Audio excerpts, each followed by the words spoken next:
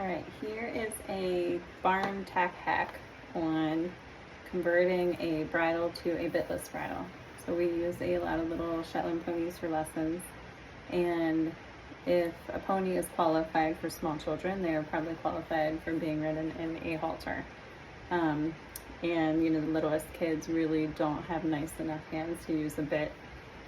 So this is a little tiny pony bridle that I converted to bitless, so it still gives us the nice real leather look.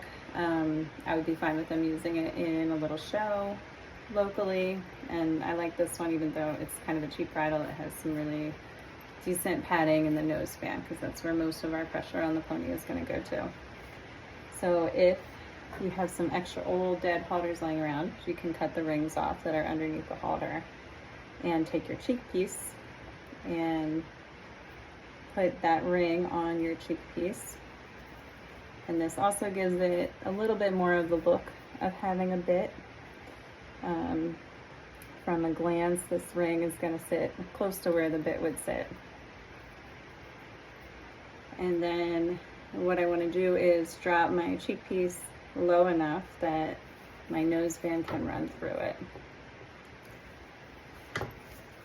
So now I have that attached, and I did the same on the other side.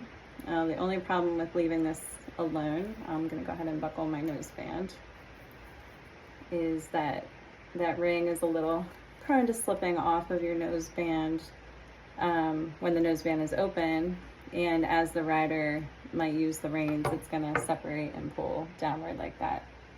So the last part, if I've adjusted this so it sits right underneath the noseband, you are going to be riding with the noseband a hair lower, more like a hackamore than a cabesson. And then I'll just take one piece of string and run it through and around my noseband and just do a little knot. And you could probably use some spare keepers to do the same thing and not have the string or anything handy that you can hide in there or trim the edges. So now I have both sides connected, and we would just attach our reins onto here, and it would be a little side pull bridle out of a regular bridle.